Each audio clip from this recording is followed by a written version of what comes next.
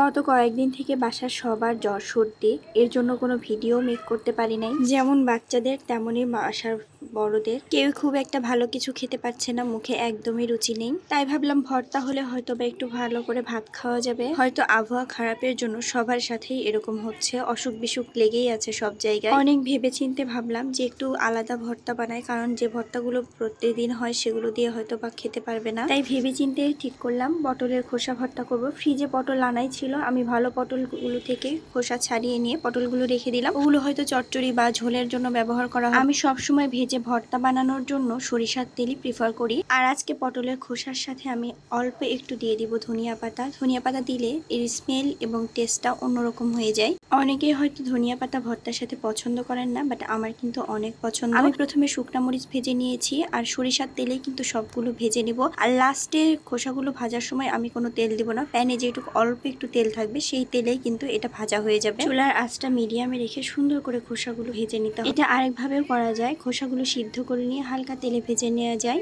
কিন্তু আমি এটাকে সিদ্ধ না করে একদম ভেজেই নেব। সবগুলো ভেজে নিয়ে তোলার পরে এত সুন্দর দেখায়, আর এটা ভর্তা করার পরে যে গ্রিন একটা ভাইব আসে, এটা কিন্তু অনেক বেশি সুন্দর লাগে। আমি হয়তো এটা ব্লেন্ডারে বেটে নিতে পারতাম, কিন্তু বিশ্বাস করেন এইটা পাটায় বেটে যে মজা, এই ভর্তার মজাটা কিন্তু ব্লেন্ডারে বেটে হয় না।